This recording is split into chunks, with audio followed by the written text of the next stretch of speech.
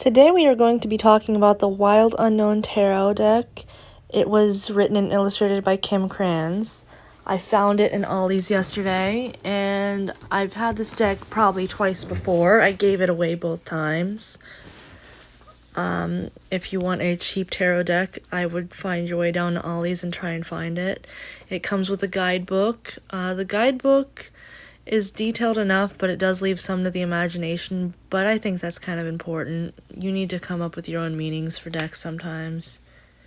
The art looks very colorful. They did add a new justice. I think that they just put the pride flag on justice and it was just black and white before. The cardstock, kind of texturally not the best, but that is because I'm autistic. I have this thing about textures. It has pretty art. It's not really a deck that I would give a beginner, but it is for someone more intermediate. There is the sun. I'll let you come to your own conclusion what that looks like, but that is in fact the sun. There it is in all its glory. Yeah, that's justice. They did make it look like the pride flag before. It was just black and white.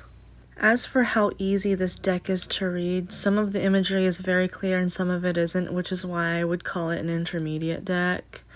Like Eight of Cups, very clear that's a situation you need to walk away from if you pull that. But as for Daughter of Cups, which I believe would be Page of Cups, it's less clear what the card means, or what, it's hard to even draw a meaning from it. It's a pretty deck. I'm not gonna say it's a bad deck. It's a pretty deck. It has pretty art. I'm a fan of the fact there aren't many humans on it. But I would say it's more an intermediate deck than a beginner deck. But if you're looking for a cheap deck, it's at Ollie's right now for around $5. As for the next deck I'm going to review, it's the Enchanted Tarot by Amy Zerner and Monte Farber. I also got that at Ollie's, so see you in the next video.